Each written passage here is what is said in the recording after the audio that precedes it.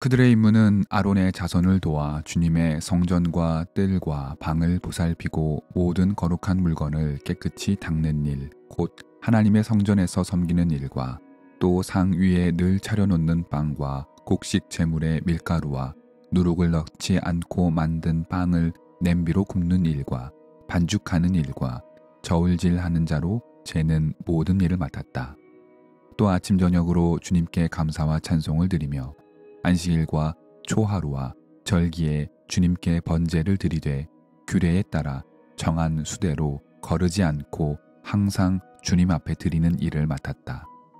이렇게 그들은 회막과 성소를 보살피는 책임과 그들의 친족 아론 자손을 도와 주님의 성전에 섬기는 책임을 맡았다. 역대지상 23장 28절에서 32절 말씀. 오늘 우리의 본문은 레위 사람의 직무와 책임 그리고 그 일을 맡은 자들에 대하여 상세히 기록하고 있습니다. 다윗은 그의 생애가 마지막에 다다르고 있다는 직감하에 이스라엘 모든 지도자와 제사장과 레위 사람을 불러 모았습니다. 이 일을 위해 다윗은 레위 사람들을 그 나이에 따라 인구 조사를 실시하고 각자 맡은 일이 무엇이고 어디에서 일하는지 파악합니다. 레위 사람들의 일은 무엇보다 제사장의 일, 즉 이스라엘의 신앙과 제사 생활에 가장 중요한 임무를 맡은 자들이었습니다. 하나님은 이들을 성결히 구별하여 특별한 임무를 주셨고 이 일은 이스라엘 대대에 걸쳐 유지되어 왔습니다. 이스라엘이 중대한 범죄에 빠지게 되면 언제나 이 제사장 제도를 함부로 대하고 그 근간을 흔들 때였습니다. 제사장 제도와 제사를 돕는 일의 뿌리가 흔들리면 필연적으로 이스라엘의 우상 숭배가 만연하고 하나님 앞에 죄악이 넘쳐났던 역사를 살펴보면 이 일이 이스라엘 역사에서 얼마나 중요했던 일인지 알 수 있습니다. 그만큼 제사장의 직무와 그 직무를 맡은 레위 사람들의 역할은 이스라엘 역사 전체를 거쳐서 매우 중요하다는 뜻이 됩니다.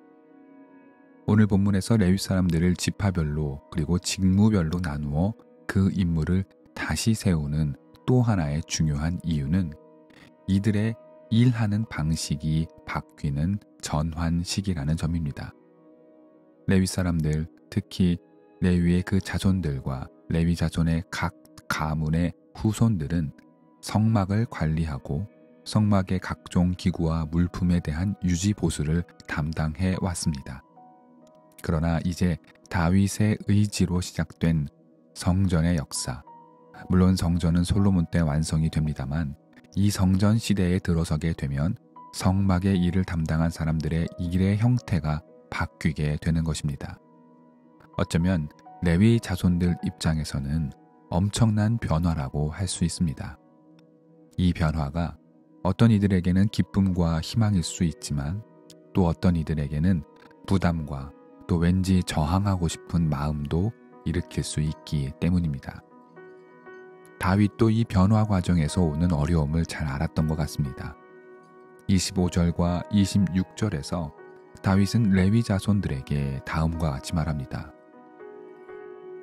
주 이스라엘의 하나님께서 그의 백성에게 평안을 주시고 이스라엘에 영원히 계실 것이므로 레위 사람이 다시는 성막과 그를 섬기는 모든 기구를 맬 필요가 없다. 성막의 봉사자들이었던 레위 자손은 이제 새로운 시대, 즉 성전의 시대를 맞이해야 하는 상황에 이르게 된 것입니다. 물론 아직 성전이 건축된 것은 아니었지만 이들은 자신들의 일의 방식과 종류가 달라질 것을 준비하고 있었습니다. 성막에서 늘 하던 성막 관리와 그 모든 기구를 메고 옮기고 하였던 일의 방식이 바뀌게 된 것입니다. 성전은 움직이는 공간이 아니었기에 어쩌면 레위인의 일의 부담이 덜어지는 것처럼 느껴지기도 합니다. 자칫 레위인 입장에서는 대대로 내려왔던 자신들의 일이 그 의미가 약해지고 무가치해지는 것은 아닌지 걱정할 수도 있겠다라는 생각이 듭니다. 그러나 레위 사람들은 새로운 일을 거부하거나 새로운 시대에 저항하지 않았습니다. 28절과 29절은 시대와 상황이 바뀌어도 이들이 해야 할 일을 기록합니다. 레위 사람들은 앞으로도 아론의 자손을 도와 주님의 성전과 뜰과 방을 보살피고 모든 거룩한 물건을 깨끗이 닦는 일, 곧 하나님의 성전에서 섬기는 일과 또 상 위에 늘 차려놓는 빵과 곡식 제물에 밀가루와 누룩을 넣지 않고 만든 빵을 냄비로 굽는 일과 반죽하는 일, 저울질하고 자로 재는 모든 일을 맡았다고 역대기자는 전하고 있습니다. 비록 일의 자리가 성막에서 성전으로 바뀌었으나 이들은 성전의 뜰과 방을 보살피고 물건을 정성껏 닦고 성전 제사에 필요한 음식을 준비하는 일을 계속했습니다. 이 일의 종류와 방식이 참으로 마음을 따뜻하게 합니다. 다른 지파의 용사들처럼 전쟁에 나가거나 가문의 세를 불려 왕국의 유력한 존재가 되는 일을 선택한 것이 아니라 성전 한 귀퉁이를 청소하고 빵을 만들고 제사장을 돕고 하는 모든 일이 어쩌면 작고 사소해 보이기까지 합니다. 그러나 명심해야 할 것은 바로 이 사소한 일이 이스라엘의 운명 전체를 결정지었다는 것입니다. 성전을 아끼고 그곳에서 하나님께 제사 지내고 하나님의 뜻을 분별하는 바로 이 일이 이스라엘의 역사이자 이스라엘이 단 한시도 놓치지 말아야 할 성결의 시작이기 때문입니다. 또한 레위 사람들은 성전으로 새로운 사역지가 옮겨졌지만 여전히 성실했습니다. 30절과 31절은 이들의 성실함을 잘 보여줍니다.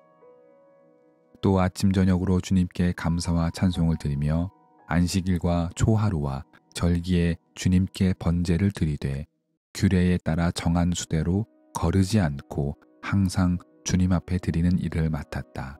30절과 31절의 말씀입니다.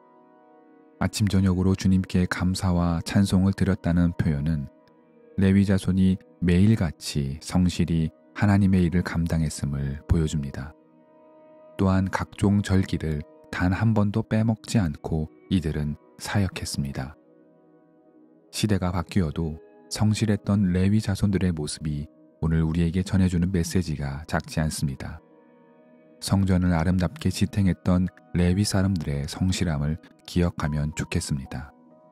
신앙인에게 가장 필요한 신앙의 덕목 제1은 바로 성실함이기 때문입니다.